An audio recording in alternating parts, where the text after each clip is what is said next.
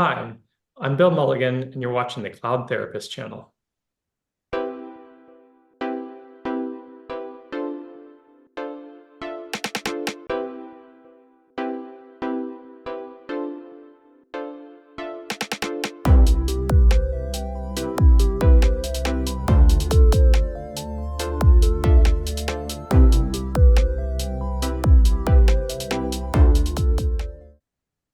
Hello and welcome to the Cloud Therapist channel. I'm Richard Simon. Today we are talking Isovalent's flagship solution, Cilium, and a little annual report that's been generated by Isovalent on the Cilium project. Now, the report was actually released just recently by Isovalent, so I thought it would be kind of quite nice to go through that and see how Isovalent has kind of been doing for the last sort of year or so, and how Cilium has actually been sort of progressing as well. So the focus really is kind of Cilium is around eBPF, and we'll kind of try and touch a little bit more on eBPF, but we have covered eBPF in the past on the channel. So again, I'll try and drop some links in terms of what the eBPF is and so on. But that's kind of really the technology that's behind Cilium. And eBPF in general has been making lots of waves recently in that whole sort of CNCF and open source and cloud native sort of space. And it's actually made so many waves, that so much so that Cisco actually got interested in Isovalent and acquired Isovalent very late in 2023. I think that was when the announcement was made by Cisco. Now, to take us through the annual report on Cilium, I have the pleasure of welcoming back Bill Mulligan. Bill, it's been a while, so I will let Bill maybe just, I'll let you, Bill, just to kind of do a quick intro to yourself, and then we'll kind of get into the meat of the talk. So Bill, over to you. Yeah, thanks for having me on. So I'm Bill Mulligan. I work at Isovalent, helping build the Cilium and eBPF communities, and I'm a maintainer of both the Cilium project and the eBPF.io website. Fantastic. Well, Bill, welcome back. It's been a while, like I said, since I've had you on, but I've obviously stayed in touch with you. You were on our live stream at KubeCon as well recently, so it was great to see you on that. So Bill was actually, I think for the newer audience, you probably don't know, but go back and check out some of the earlier videos on the Cloud Therapist channel. But Bill was very generous with his support and time when I kind of really was starting the channel a few years ago. Back in the days, I think you were with the CNCF. We did some roundups and things like that, conversations, I think, a while back. So we were kind of, we go back a while. We've known each other for a while. I think we met at KubeCon Valencia was the first time we met in person, which is quite weird because there's a lot of people there that I've been talking to online, and including yourself. And then it was like, oh my God, there he is. It's actually, a person you can, yes, he's real. You can touch him. Excellent. Okay. So Bill goes back a long way, and I really appreciate this support. Bill, let's kind of look at the background of the report. And why did you guys kind of want to put the report together in the first place? So any open source community is made up of a lot of contributors from all around the world. And we really put together the annual report to kind of summarize all the exciting things that are happening.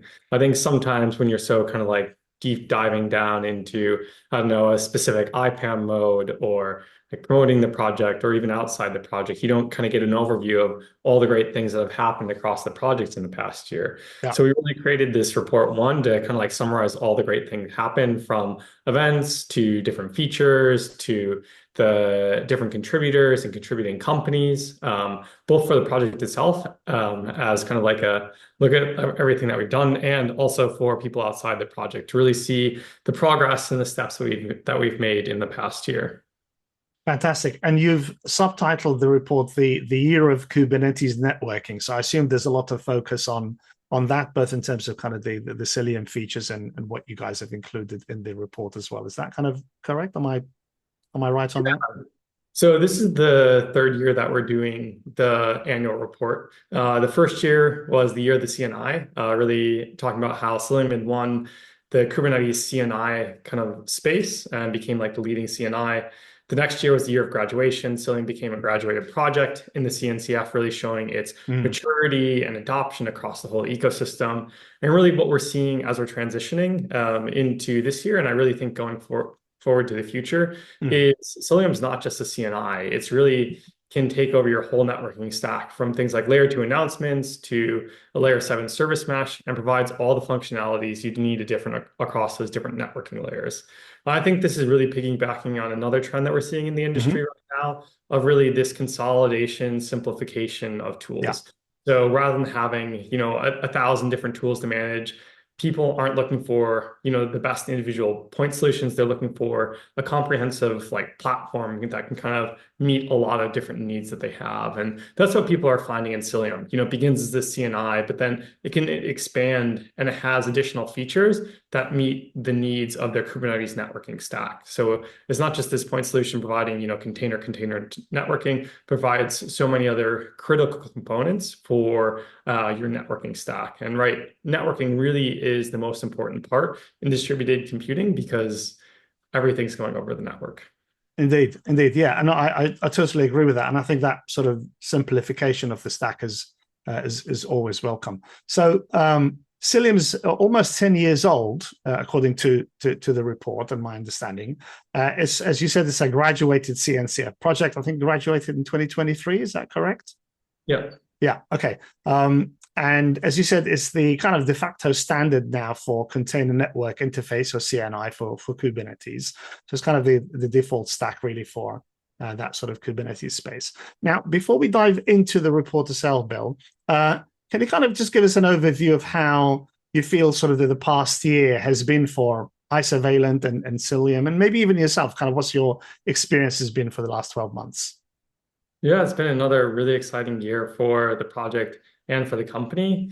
I think after the acquisition, there's always a lot of questions, what's going to happen to the company, what's going to happen to everything else. And I think we've really shown that Cisco is continuing to invest and believe in the open source community and project around Cilium. We've only seen that investment continue to grow, and we've only seen the project continue to grow, not only just in the number of contributions and contributors, but also in the number of contributing companies. I think that's a really cool thing too. We've seen the number of companies that are contributing to Cilium also continue to increase.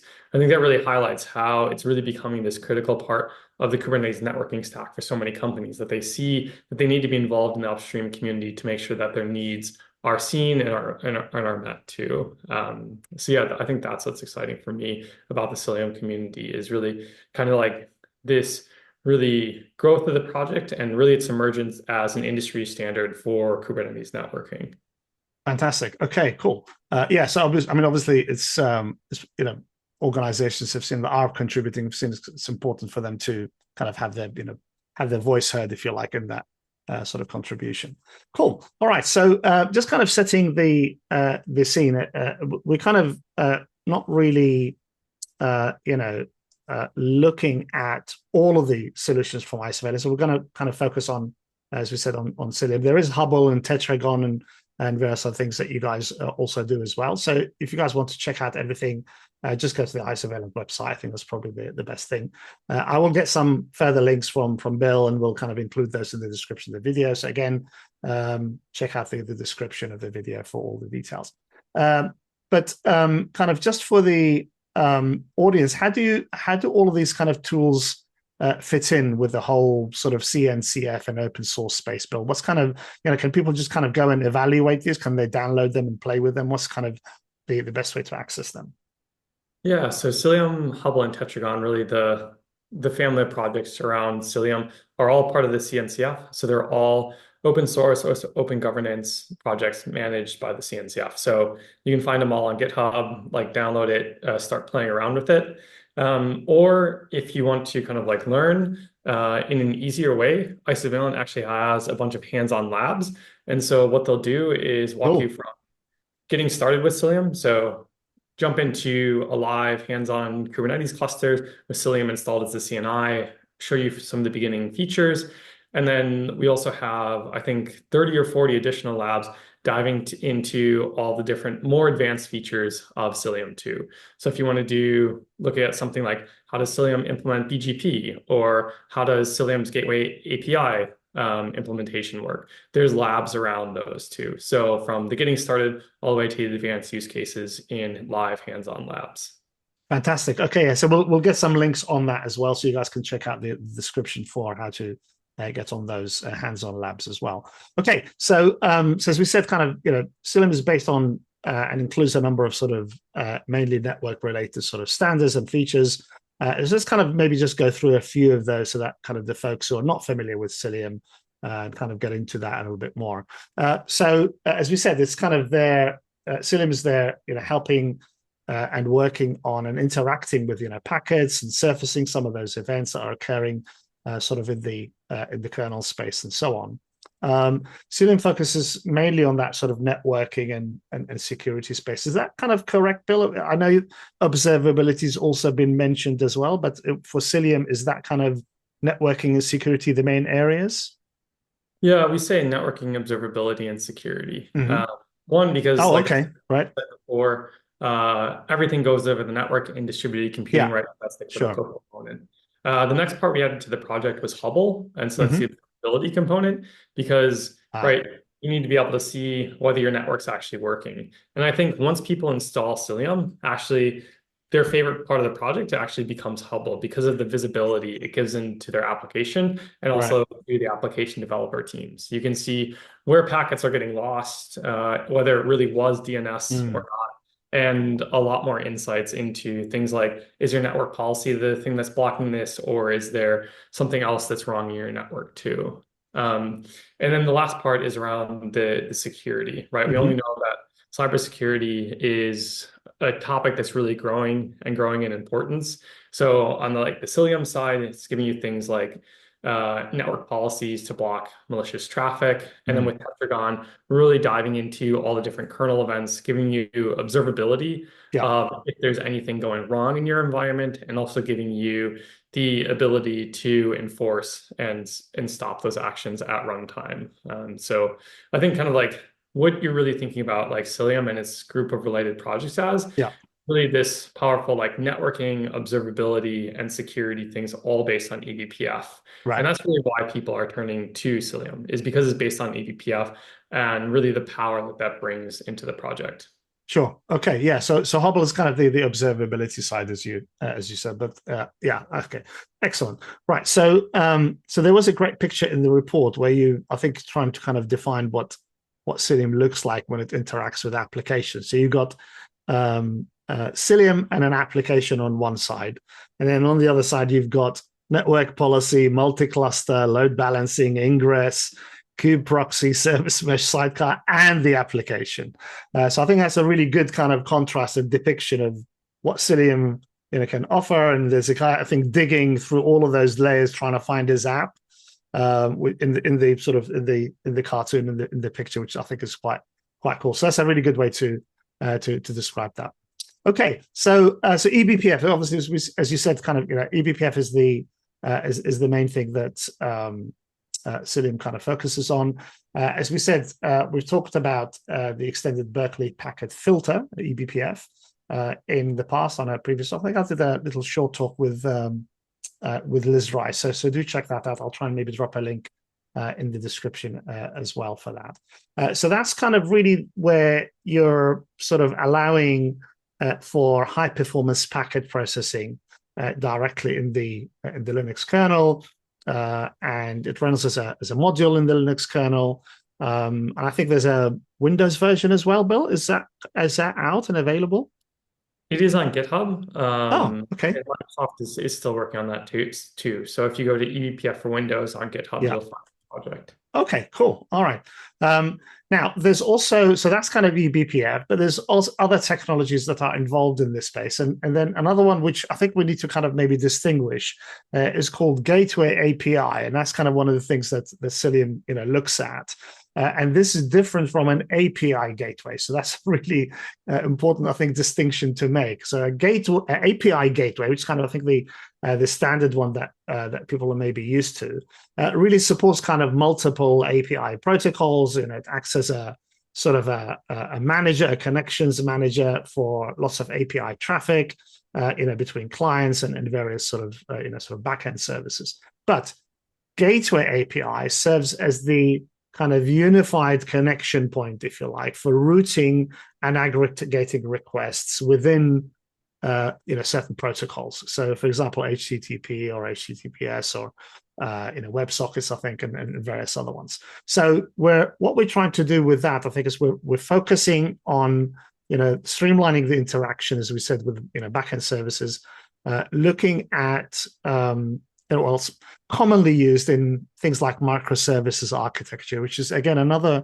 reason why really Cilium kind of lends itself well in that sort of microservices space. So that kind of client server type of interaction. As we said, it's a single connection point, so it kind of provides you sort of a unified interface, if you like, for clients to access those multiple services. And again, because you're kind of coming to a single focal point, is kind of streamlining the communication between the applications as well, and obviously reducing the complexity. There's other features of sort of the gateway API, including things like request routing, protocol translation, security. So that's both authentication, authorization, as we said, load balancing, caching, and aggregation as well. That's all part of that. And Bill, Cilium is kind of really, acting as your one-stop shop for dealing with gateway API. Would you agree with that? Yeah, so Gateway API is an upstream project in Kubernetes. And what it is kind of designed to do is to replace ingress, which is, one of the very early things in Kubernetes of how do you get traffic into your cluster. Yeah. And since it was so early, kind of there was some deciding decisions that were made at the time that, aren't ideal for how we're using Kubernetes now. So Gateway API is kind of seen as like kind of version 2 of Ingress, more designed around the separation of concerns between like the application people, the like platform team, and being able to like kind of like handle all the complexities of being able to get traffic into your cluster to the right places. And so it's kind of like a spec in upstream Kubernetes, and there's lots of implementations. So Cilium has one of the implementations. Actually, if you're already using Kubernetes Ingress, there's a great tool called Ingress to Gateway. The 2 in the middle, you can find it on GitHub. It'll help you convert your kind of like Ingress into Gateway API. Gateway API, yeah. Yeah, Cilium just recently got supported, and that's a great way to kind of like test out the waters because eventually Kubernetes Ingress will go end of life. And, if you already have Cilium in there as your CNI, well, it can already provide great Gateway API functionality too. Cool. Yeah. Okay. Excellent. Yeah. So that's kind of, I think, adding more to the strength of Cilium really in terms of facilitating and making all of those, features that Gateway API has, making those again available within one roof and more easily addressable and configurable as well within Cilium. Okay, so one of the other ones that are supported is Cluster API, Kubernetes Cluster API. So this is really more about lifecycle management of Kubernetes clusters across various environments, if you like. It's a kind of a declarative API sort of approach for things like provisioning, managing, upgrading clusters, and so on. And obviously you can do, sort of, I guess it, offers things like features like an automation, scalability, making your clusters resilient, and, automating things like Kubernetes infrastructure, sort of provisioning and things like that. So again, Cilium is supporting that. And is there anything on that build that you kind of wanted to mention specifically? I know that we kind of touched on that in I think in your documentation. Yeah, so Cluster API is a way to declaratively manage kind of like the installation and upgrades of your like nodes. We're seeing that a lot around like bare metal automation, and I think it also provides a way to like template your cluster. So it's a great way to get Cilium into your clusters. Cool. Okay. Now, another one which has been mentioned recently, this was actually supported by Cilium since Cilium version, I think 1.10, is BGP, or Border Gateway Protocol. So this is really about, I think, kind of looking at how you can connect multi-clouds, how you can connect a sort of a hybrid cloud solution.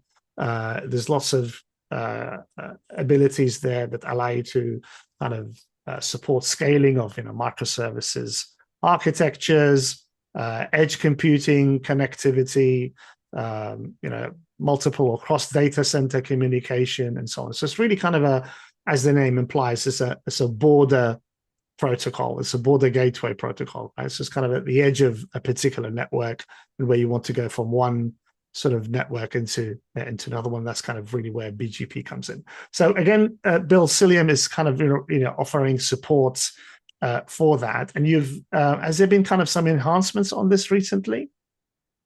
Yeah, there's been a lot of enhancements around BGP, the latest Cilium releases. So BGP really is kind of like the backbone of the internet, and it's how kind of like all of our network architecture is built. And so that's become an important part, right? If you want to manage your whole Kubernetes networking stack, to be able to integrate into external networks too. And so that's what a lot of the BGP work does. So Cilium had an original implementation in 1.16. They're kind of like a BGP v2 APIs, kind of taking the learnings from the v1 APIs and updating that so we can kind of like expand the usefulness of Cilium going into the future too. Cilium also added a lot over the last couple of releases into different types of kind of like features around Cilium. So like BGP local preference or BGP communities, adding timers and also password authentication. So really making the BGP implementation more usable and useful to end users. Cool. Okay. Excellent. Yeah, I think that's really, again, part of the strength that Cilium is really providing. These are kind of really some of the very hardcore sort of technologies in that sort of networking space that I need. And as we said, there's lots of kind of use cases for these, and where you kind of want to make use of them, even in kind of just kind of your enterprise environments. Okay, and then the last one I wanted to pick up on was multicasting. Now I have some experience with multicasting from my IBM days. So I've been kind of doing multicasting back in the sort of early to mid 2000s, and always when I was at IBM. So I'm kind of fairly familiar with the function of that. But basically, it's kind of able to kind of deliver packets in a particular mechanism. These kind of data packets are addressed to a so-called multicast sort of group address. You essentially have one IP address where all of the systems within that group will have that multicast address will basically look for in terms of packets, rather than doing the equivalent, the alternative being a broadcast message. So multicast kind of allows you to save on networking packets and latency and things like that by basically sending that packet once to a multicast group IP address versus kind of broadcasting it across the network. So yeah, so less chatty, if you like, when it comes to multicasting as well. So Bill, again, when did Cilium start supporting that? Was that the latest version of Cilium, or has it been there for a while? Yeah, so Cilium just started recently to support it in 1.16. I think that's really because we're seeing, I think as we're seeing Cilium or Kubernetes expand into like new and interesting use cases, being able to support those too. I think for a long time it's been kind of, people have kind of been hacking around it with Multis, but it's really cool to actually kind of see the native support for it in Cilium, and hopefully in the future we'll see it upstream in Kubernetes too. I know multicast has a lot of use cases in industries like financial services or gaming, and obviously those are both massive industries, and I think having support for multicast and Cilium will help enable the adoption of Kubernetes in those industries too. Cool. So I'll have you back in about a year then, and we'll talk about who's actually adopted it for the multicast feature. I think that would be cool. Hey, if you are enjoying the content, please don't forget to subscribe to the channel. That would really help me out. Thank you. So let's move on to, I'm keen to get onto the report a little bit. So let's move on to that. So obviously we can't do the whole thing justice. I do advise you guys, or recommend to you guys to download it. We'll make, again, the the links from Bill available for you, so you can actually have a look at that in the description of the video.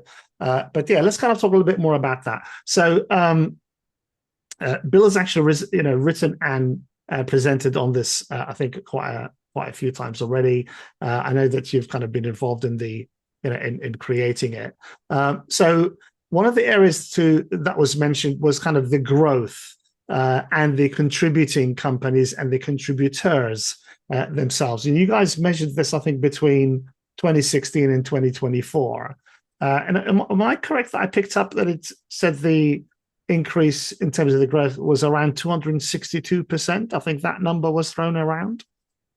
Yeah, so there was recently a project journey report released from the CNCF, and that's talking about like how the project has grown since it became a project under the CNCF. So the number of contributing companies from when Cilium joined in 2021 until now has increased by 90%. And the number of individual contributors in that same time period has increased 250%. Like one way to really highlight how fast Cilium as a project moving. So CNCF has 200 different projects, like around 200 different projects. And Cilium is the third fastest moving project in the ecosystem. Cool. So the underlying, kind of like how fast the project is moving. Yeah, fantastic. I did pick up the 262 increase from the report. Well, you guys can find what I mean by that. I'm sure it's in there somewhere. Okay. So in terms of the actual people who are committing code, Isovalent obviously kind of leading the pack there. But Datadog, I was quite surprised by that. What's Datadog's involvement been like? Yeah, so Datadog is an awesome example of end users contributing back to open source communities. They actually have two maintainers of the project, Laurent and Hemant. They're both really involved in the project, have actually given multiple talks at KubeCon about Cilium, including one keynote too. And they're both involved heavily. I'm actually co-chairing Cilium Con in KubeCon London with Hemant too. So I think it's really cool to see this kind of end user involvement in the upstream open source community. And it's really because they're using Cilium at such scale. They need to be involved to be able to make sure that their needs are met in the project too. Cool. Yeah, I think I actually, I know that I met Hemant. I didn't know he was one of the guys kind of contributing, but I did meet him at the Open Source Summit in Vienna. So he's quite a cool guy. Yeah. Okay, excellent. And we did the what did I do? I was the I think I was just the moderator for the eBPF panel. So Liz Rice was on that and so on. I'll drop a link in the description for you guys as well, so you can have a look at that. That was all part of the Open Source Summit that we did. Okay, yeah. So obviously, and there's other contributors, Defense and AMD and Google and so on, are all part of it. And in terms of geographies, it was nice to see that the UK is actually contributing a little bit of that. So hey, flying the flag for that. So US, obviously, Germany and China, interestingly as well, and the UK and France also being on the list as well. What's kind of been the interaction like? Have you seen kind of a lot of this kind of talk on Slack and things like that between kind of all these contributors and communities, Bill? I mean, I think that's the cool thing about the power of open source is that you're working with people all around the world. So yeah, I see people asking questions, putting in PRs at kind of like all different hours of the day. A cool example from the eBPF community, eBPF.io actually just yesterday, I merged the PR about translating the website into Japanese. And that's actually one of the most popular languages on social media to talk about eBPF related content just behind English. So I'm excited to see kind of like the growth in community now that they have more resources to help support their learning and growth too. Cool. Excellent. So and obviously GitHub again on an upward curve in terms of the growth of users there as well. And also recently, Cilium picked up the open source software category award. So it was the winner of the open source software category from Open UK. Did anybody pick up on that? Or was anybody present to pick up the award? Yeah, we had a couple of my colleagues there at the Open UK Awards nights. I think it was Nico, Carla, and Quentin were there to help pick up the award. Cool. Okay, excellent. Well, congratulations to that. I think that's well deserved, definitely in terms of kind of what Cilium is really doing. Okay, and again, the CNCF Tech Radar survey of users is mentioned in the annual report. So this kind of projects the sort of the trust of running, projects in production, and what better way to do that and actually ask the users to basically provide you the answers. So I understand that Cilium and Argo CD were the two projects that were in the adopt category. So those can be adopted and used in production. And then everything else was kind of in the trial, assess, and the hold sort of sections of the radar. Yeah, so I don't think there's too many people unless kind of you're running your home lab at home that are running just one Kubernetes cluster. So Mm, everybody's running into the problem of how do we manage multiple Kubernetes clusters? yeah. How do we get them to speak and connect to each other? So the Tech Radar asked end users, which tools are you finding the most useful and the most mature for managing multiple Kubernetes clusters? And Mm, yeah, Cilium came out on top out of all the CNCF projects as both the most useful and the most mature for managing multiple Kubernetes clusters. So I think that's a really good highlight to its strength in this world of, yes, distributed computing where we do have multiple clusters. mm. Yeah, excellent. Okay, so again, the report kind of talks about Cilium's evolving role, and it highlights sort of its move or becoming, as we said earlier, the de facto standard for de facto standard CNI for Kubernetes. What do you think have kind of been the specific factors that kind of have contributed to that adoption? Oh, I mean, I think this is the interesting thing about community. You can never really point to one specific things, as many things along the way. It's like Mm, lots of little, like brick by brick, like little Lego bricks building up like the whole, structure. And right. so I think really like it goes all the way back to the beginning, like founding the project on eBPF and choosing Mm, this technology, 9 years ago. Not many people had even heard about the yeah, technology, that's true. the whole project on it, right? And that's influenced a lot of things in terms of like the performance, the scalability of the project, the flexibility of the things that we can do, right? And so once we kind of like have this like superpower within the project, being able to do a lot of these additional things that other projects aren't able to do or aren't able to do as efficiently. And really, Yeah. I think once a lot of people experience the power of eBPF and Cilium, they get excited about the project, and that's why they start to adopt Mm, it too. sure. Um, and even if you don't know anything about eBPF, you'll never program your own programs, you'll actually still benefit from, kind of like the magic inside. It's like, any sufficiently advanced technology is indistinguishable from magic. And that's what sometimes people feel about Cilium and eBPF, is it's kind of like this magic things that allows them to be more performant, more scalable, more secure than they were before. And they just get the benefits of that technology. And open source is really driven by end user adoption. Mm. And people are choosing Cilium because it's allowing them to solve the business challenges that they need both today and tomorrow and going into the future. Sure. Yeah, I do like that quote from Arthur C. Clarke. Does make a lot of sense. Um, yeah, so I think that kind of maybe, as we said earlier, it's consolidation of all of those things that you want to do in that networking, security, and observability space is kind of really adding to that. So I want to ask the next question, which was kind of, how does Isovalent plan to maintain the momentum? I guess the momentum, as you said, is both by the fact that it's actually doing that consolidation of those things, making it easier for people to implement and use and so on. But also, as you said, it's user driven. People will pick up on it because it makes sense. It's the kind of thing that will make their lives easier, right? That's kind of the one of the reasons. Okay, so in terms of community growth, like I said, we'll try and maybe touch on how you guys can get involved in in the whole sort of eBPF and Cilium thing later on. So we'll ask Bill that specific question. But there was the report itself was kind of mentioning the significant increase, as we said, in contributors. and companies involved. So what kind of strategies is Isovalent employing to foster that sort of community growth? We touched on Slack and stuff like that, but what else are you guys kind of doing to support that? Yeah, I think another really exciting thing that we just launched in the past year was the Cilium Developer Summit.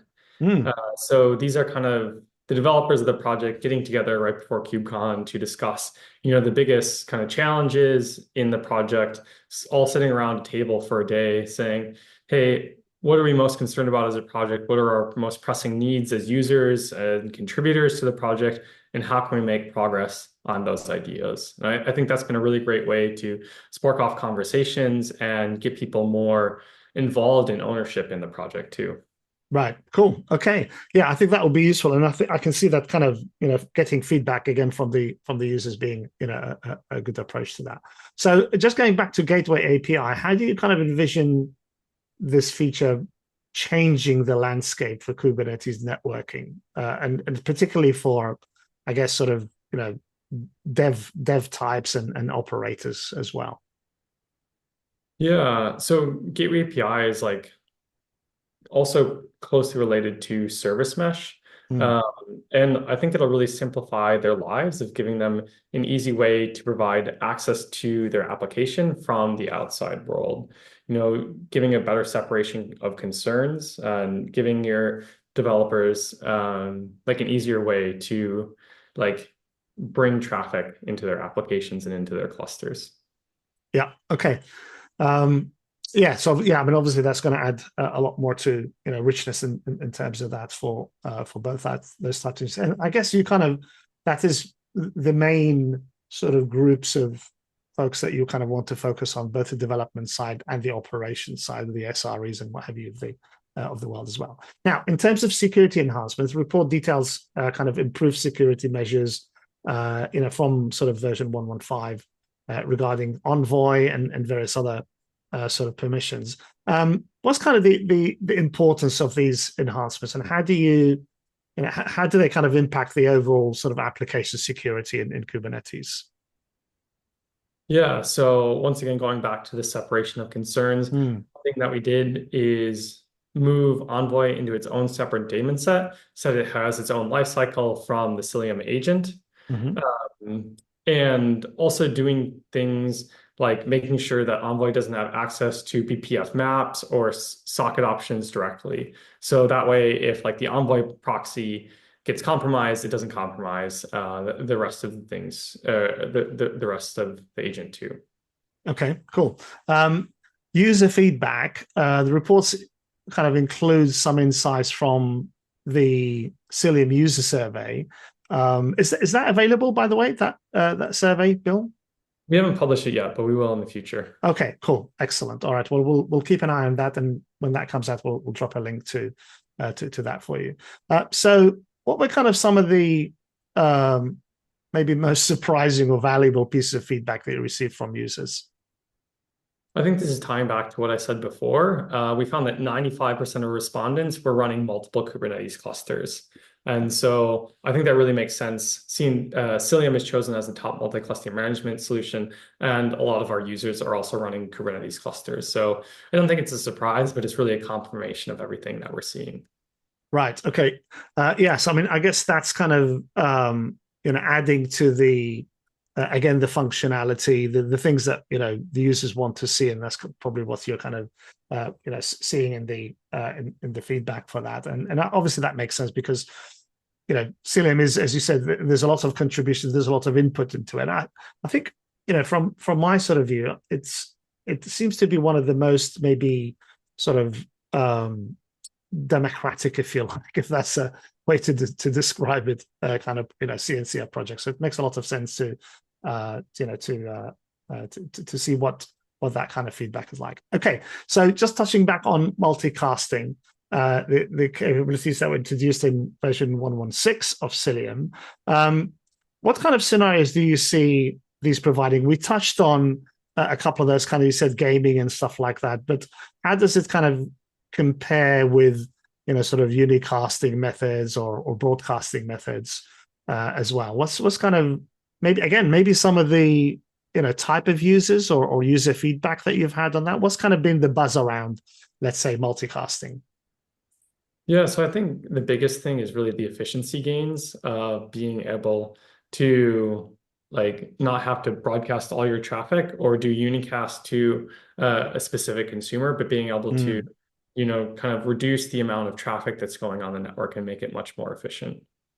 Cool. And also, I mean, I assume things like content delivery networks and stuff like that will also benefit from that type of thing. We talked about games and video games and sort of streaming and streaming services and things like that, all part of that. So again, that feature which was outside and maybe you had to kind of use different tools for it is now again part of this sort of the Cilium umbrella, if you like, of capabilities, and then users can actually start exploring that as well.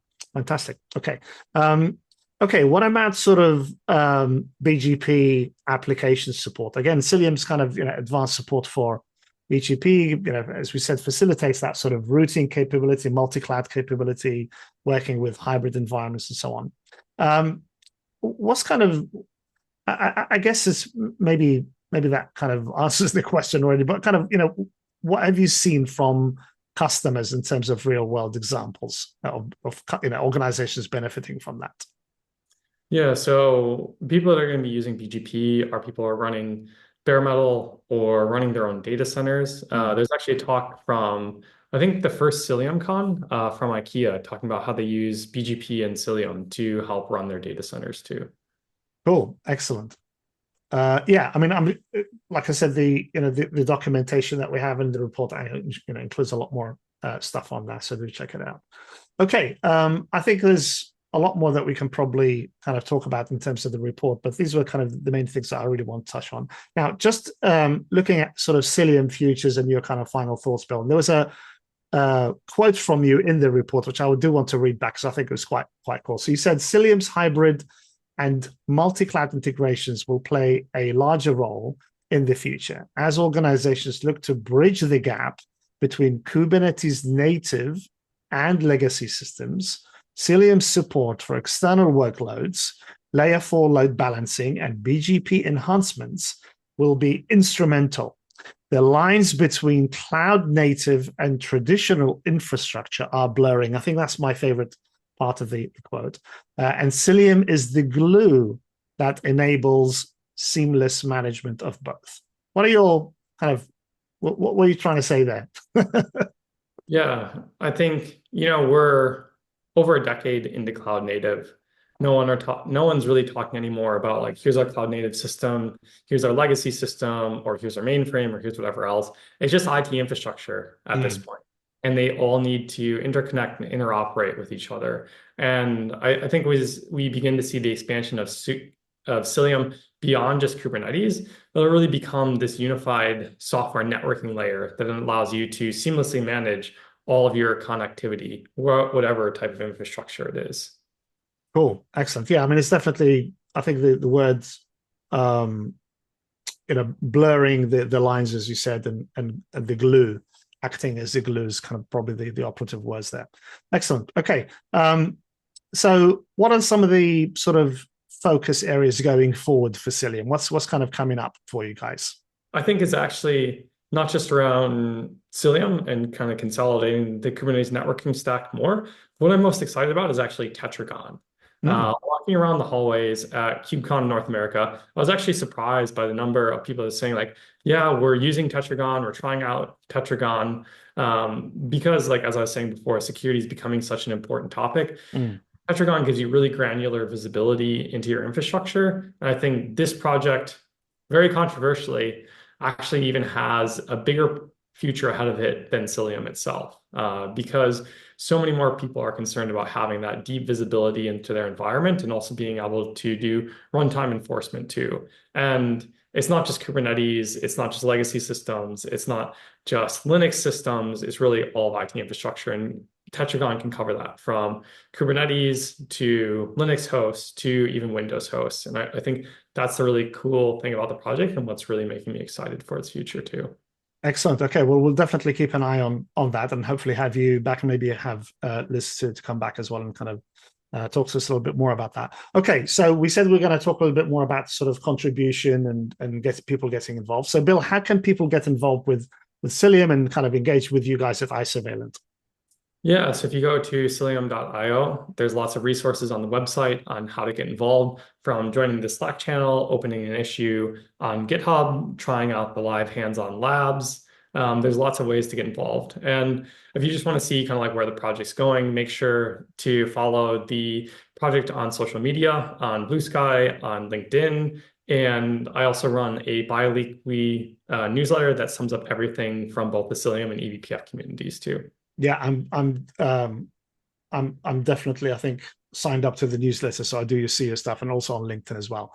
Now, in terms of resources, I do recommend you guys getting this, which is a really good book by Liz Rice, who's also obviously part of Isovalent, Learning eBPF. She does give this away at book signing, so if you guys are at any conferences and Liz is there, or Isovalent is there, you might get lucky and actually get one from Liz and get her to sign it for you, so you can actually make it personal as well. I think she did sign that one for me. So yeah, that will be that's another definitely a good resource as well. So Bill, we'll get kind of links for all of this stuff from you, hopefully, and then kind of I'll put that all in the description of the video so folks can kind of go and have a look at that. Okay, so Bill, I just wanted to thank you very much for your time. Really appreciate it. I've really enjoyed our talk. Great to have you back on again. It's been too long. We've been kind of talking in the background saying, yeah, we've got to do that Cilium thing, and we've not had time to do that last couple of years. But it's fantastic to have you back. Also, it was great to see you on the in the live stream for KubeCon in Salt Lake City as well. So I do appreciate your time there. But yeah, hopefully, guys, you've enjoyed it. Like I said, we'll try and drop everything in the description of the video. All the info, as we said, on Isovalent Cilium, the annual report itself, and kind of what Bill gets up to as well, and various other things. We'll drop all of that for you in there. If you have any questions, do drop them in the description or the comments section, rather, of the video. Any thoughts that you have as well on Isovalent and Cilium and kind of the futures of it, and whether you guys are using it, and if you are, then what are you using it for? That would be really cool to hear from you. Would love to hear that. Okay, that's it. Thank you all for watching, and I will see you next time. Thanks for watching. Please don't forget to subscribe to stay up to date. Bye for now.